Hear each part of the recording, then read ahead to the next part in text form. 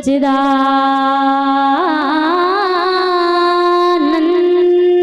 रूपाय विश्वोत्पत्त्यादिहेतवे तापत्रये विनाशाय श्रीकृष्णाय वयं नमः। श्रीकृष्णाय वयं नमः। सच्चिदानंद रूपाय, जिनका स्वरूप कैसा है? सच्चिदानंद। यदि सच्चिदानंद का हम और आप संधि विच्छेद करते हैं तो क्या निकलता है? सत्य, चित्त और आनंद। सत्य माने होता है सत्य, जो अभी भी सत्य है, आने वाले समय में भी सत्य ही रहेगा, और जब सब कुछ समाप्त हो जाएगा तब भी सत्य रहेगा। ऐसे सत्य के स्वरूप कौन है? कहा ठाकुर जी महाराज। और चित्त माने होता है प्रकाश। जैसे हम और आप जब अंधेरी कमरे में किसी किताब को पढ़ते हैं तो हमें और आपको आवश्यकता होती है किसकी? प्रकाश की।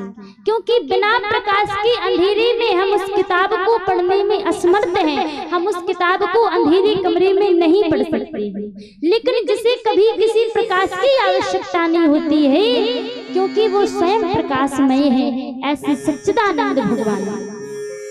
सत्य, चित्त और जो आनंद है महाराज, उसका तो पुराणों में बहुत सुंदर वर्णन आता है।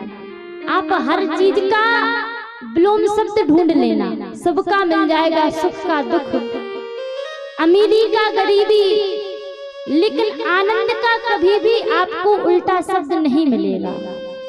क्या आनंद वो है जो इसी के कमरे में सोने से प्राप्त होता है? क्या आनंद वो है जो महाराज जब बहुत सारे पैसे पास में आ जाए तब आनंद आता है? नहीं, आनंद तो वो है जो हृदय से हो। आत्मा के बोध को आनंद कहा गया है। ऐसे तो दुनिया में जाने कितने ऐसे लोग आपको मिल जाएंगे जिनके पास पैसे हैं लेकिन फिर भी सुखी नहीं है। उनसे आप पूछ लेना, भैया क्या आप सुखी हो? तो वो ये नहीं कहेंगे हम सुखी हैं। पैसे तो हैं लेकिन फिर भी पैसे का फायदा नहीं उठा पा रहे हैं। घर में सब कुछ होते हुए भी रूखा सूखा पा रहे हैं। क्यों? क्योंकि भैया ज्यादा मीठा खा लिया, ज्यादा पकवान खा लिए तो बीमारी है शुगर की, तबीयत खराब हो जाएगी। सब कुछ होते हुए भी लाभ नहीं ले पा रहे हैं। संत महाराज कहते हैं कि कोई तन दुखी, कोई मन दुखी, कोई धन बिन फिरत उदास, थोड़े थोड़े सब दुखी। कहा महाराज क्या यहाँ सब दुखी ही है? किसी को सुख नहीं है? कहा नहीं, सुख तो है। किससे है? आपने तो सब कुछ कह दिया कि कोई तन दुखी, कोई मन दुखी, कोई धन बिन फिरत उदास। जब सब दुखी हैं तो सुखी कौन है? कहा भैया सभी को संसार में थोड़ा बहुत दुख जरूर है। किसी के पास पैसे हैं तो वो शरीर से परेशान है, बीमारियों से ग्रसित है, कई प्रकार की बीमारियां जकड़ी हुई हैं, और पैसे भी हैं, शरीर भी स्वस्थ है तो मन स्वस्थ नहीं है। और जिसका मन स्वस्थ नहीं है वो सबसे बड़ी बीमारी है। शरीर की बीमारियों को तो दूर किया जा सकता है, गरीबी को तो दूर किया जा सकता है, लेकिन जो मानसिक चिंताएं होती हैं महाराज, वो मानसिक चिंता तो केवल व्यक्ति को चिता तक ले जाकर ही छोड़ती है। कहा जो मन से भी सुखी है तो भैया धन नहीं है, पूरे दिन काम करते हैं तब जाकर के जो है थोड़ा सा भोजन अपने बच्चों के लिए कमा पाते हैं। कल की सोच करके चलना पड़ता है। जब सभी दुखी हैं तो फिर सुखी कौन है इस संसार में? इस कलिकाल में कोई सुखी है कि नहीं है? बोले हाँ सुखी है। कौन है? तो संत बता रहे हैं कोई तन दुखी, कोई मन दुखी, कोई धन गुण फिरत उदास, और थोड़े थोड़े सब दुखी, सुखी राम के दास, सुखी श्याम के दास। कहा जो भगवान का दास है, जो भगवान का सच्चा भक्त है, केवल इस कलिकाल में वो ही प्रसन्न है, वो ही सुखी है।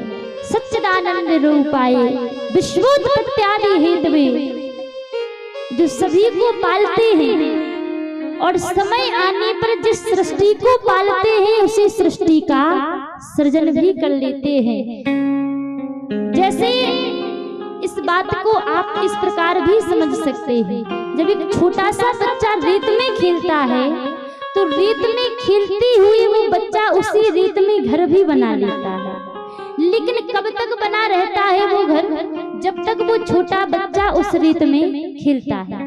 और जैसे ही खेल समाप्त करके अपने घर जाने लगता है तो जिस घर को उसने इतने रुच के बनाया है उसी घर को मिटा करके जाता है कि नहीं जाता है? चला जाता है। इसी प्रकार परमात्मा भी इस सृष्टि को जब तक पालते पोसते हैं, जब तक यहाँ पर लीला करनी होती है, और जैसे ही लीला विराम हो जाती है तो जिस सृष्टि को बनाते हैं उसी का सृजन भी कर लेते हैं। 3 तरह के ताप, कौन कौन से ताप गोस्वामी तुलसीदास जी महाराज बता रहे हैं श्री रामचरितमानस में। दैहिक दैविक भौतिक ताप,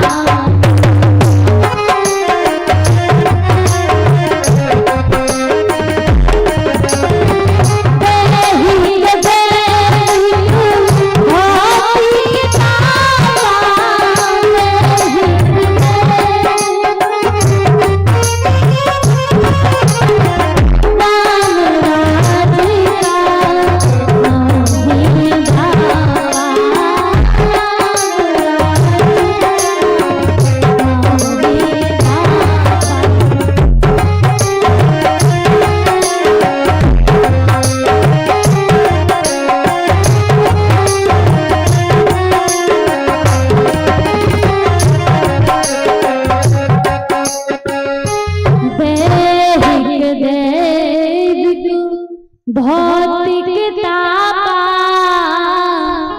राम राज का है व्यापा। 3 तरह के तापों को जो समाप्त करते हैं, दैहिक दैविक भौतिक तापा, ऐसे श्री बालकृष्ण भगवान की चरणों में बार बार वंदन